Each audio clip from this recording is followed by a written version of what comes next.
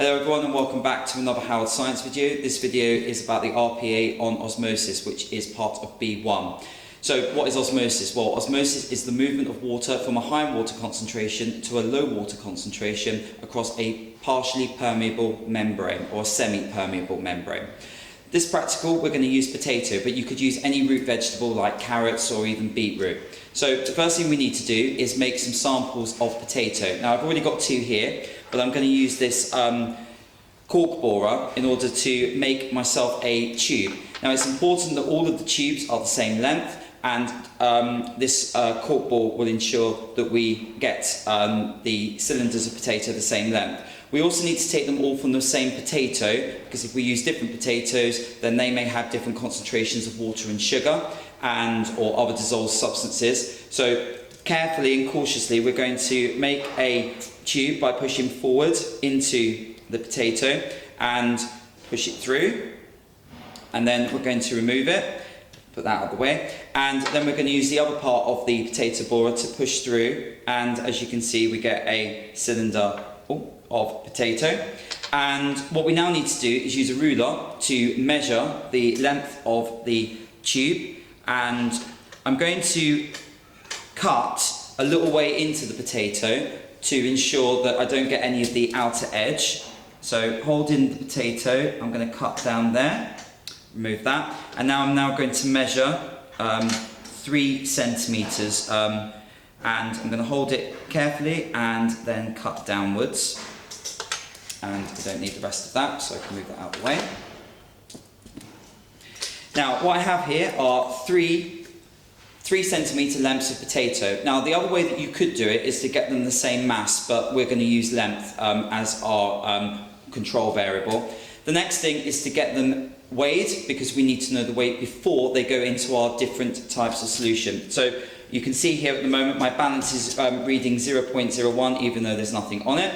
This is what's called a zero error. So in order to remove that, I need to press 0 to get it back to 0, and I keep doing that to make sure that it does remain on 0, which it is.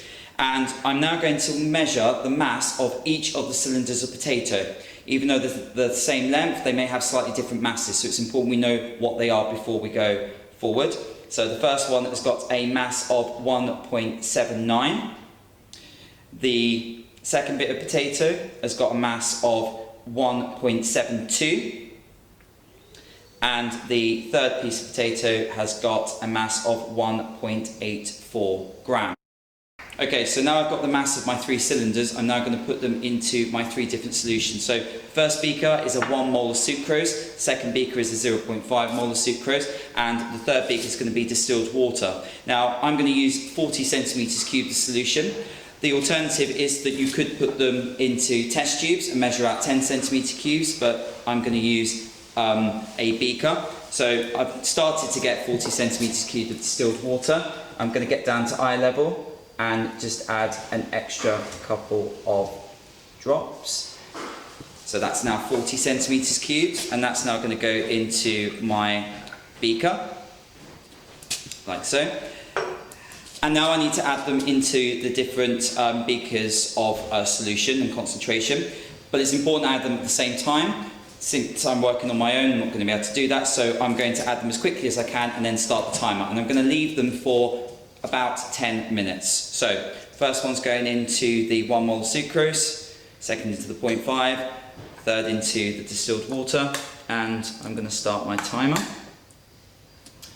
And now I'm going to wait for 10 minutes. After 10 minutes, I'm going to take them out, and then we'll damp them dry, and then we'll analyse the masses to see whether or not they've increased or whether or not they've decreased. Okay, so I'm nearly at 10 minutes now, and what I'm going to do is remove each of the different pieces of potato, one after the other, and put them onto a piece of tissue. I'm not going to push down on the tissue very hard in order to remove any water that may have moved in or out of the potato. I'm just doing that just to remove the excess water or solution, because if we don't, that's going to change the mass a little bit more than it should do. So just to make sure that my balance is ready to be on 0, and 5, 4, 3, 2, 1. So now I'm going to take them out, put them onto the paper, one after the other, making sure that I know which one's which, And I'm just going to roll them just to dry them very quickly, and then I'm going to measure their masses. So the first one has got a mass of 1.59 grams. The one here has got a mass of 1.72 grams, and this one has got a mass of 2.02 grams. Okay, so now I've done the practical, I need to calculate the changes in mass. So let's deal with the first one. The first one was a 1 mole of sucrose solution. So the starting mass was 1.79 grams and the final mass was 1.59 grams. In order to work out the change in mass and whether it's positive or negative, I need to take the starting mass from the change or from the final mass. So 1.59 minus 1.79 comes out at minus 0.20 grams. That's because the starting mass was larger than the final mass. And then what I need to do to work out the percentage change is take that change in mass, which is 0.20, and divide it by the starting mass, which is 1.79. And then after I've done that, I times it by 100 and it comes out at minus 11.1%. So it means that it's lost mass. It's actually lost water. Water has moved from the potato into the solution because there is a greater water concentration inside the potato than there is outside in the sucrose solution. For the second piece of potato, it went into a 0.5 molar sucrose solution, and the starting mass was 1.72 grams, and the final mass was 1.72 grams. If you take 1.72 from 1.72, you get 0 grams, which means that the percentage change is going to be 0. And for the piece of potato that went into the water, the starting mass was 1.84 grams, and the final mass was 2.02 grams. If you take 2.02 minus 1.84 grams and then divide that by the starting mass, you get a plus 9.8% change in the mass. So the mass increased. That's because there was a greater water concentration outside of the potato in the distilled water than there was inside the potato, so water moved in, and as a result the mass increased. What we're then able to do is now plot those changes in mass as a percentage against the concentration of sucrose, and then derive where the solution is hypotonic, hypertonic, and where the isotonic point is. Okay, so this is the graph that I plotted of the data that we got from the practical. Now, obviously, as you can see, I've only got 3 different concentrations. To ensure the practical is as accurate as possible, we should try and have a go at doing at least 5 different concentrations. But as you can see, the line is a straight line. Now, as you can see, as the concentration of sucrose increases, we get a decrease in the mass. And that's because, as I said, water is moving out of the potato into the surrounding solution. We say that the solution is hypertonic because there is a greater concentration of solute outside of the potato than there is inside. So water will move out by the process of osmosis. Above the isotonic point, which we'll talk about in a second, which is this bit here, the solution is hypotonic, which means there is a greater water concentration outside of the cell than there is inside of the cell. So in this case, water will move into the potato because there is more solute inside the potato than there is outside. And as a result, we can see that if we have it in just distilled water, the mass increases by 9.8%. Now, where on this graph is the isotonic point? The isotonic point is the point where the concentration of solutes is equal inside and outside of the potato.